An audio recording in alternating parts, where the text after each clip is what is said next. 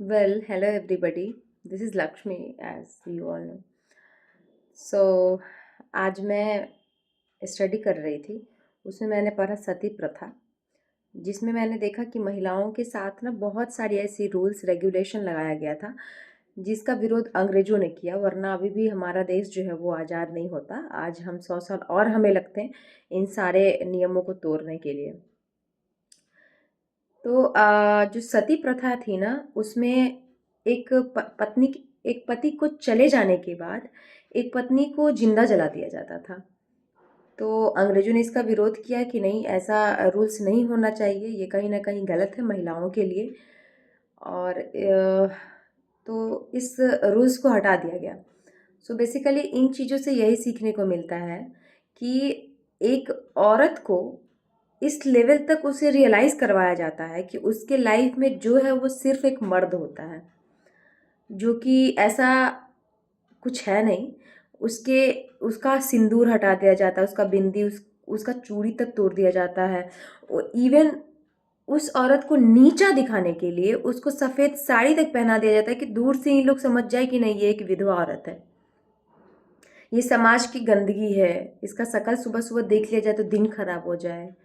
बहुत सारी ऐसी चीज़ें हैं जो एक महिलाओं के साथ हुआ और आज के समय में भी हो रहा है।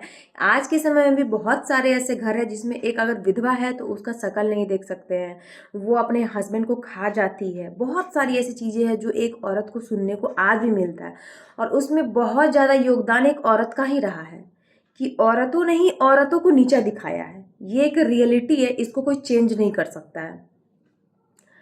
तो इन चीज़ों से उभरिए। जैसे कि आप सभी को पता है कि आज के समय में मिस यूनिवर्स और मिस वर्ल्ड, जिसको फैशन करके एक स्टेज पे खड़ा कर दिया जाता है, उससे हम लोग इंस्पायर हो रहे हैं कि जो है हमारा कपड़ा है। आप लोग अभी बहुत सब जानते हैं कि बहुत पीछे चल रहा है हमारा जो इंडिया है, हमारा जो भारत है, वो बहुत पीछे चल रहा है इस मामले में। हम आज भी जीन्स के लिए लड़ रहे हैं, टी शर्ट के लिए लड़ रहे हैं।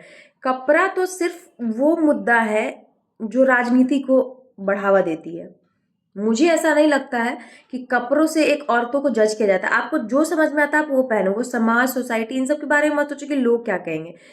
क्या है ना कि आप कपड़ों से नहीं महान बनेंगे।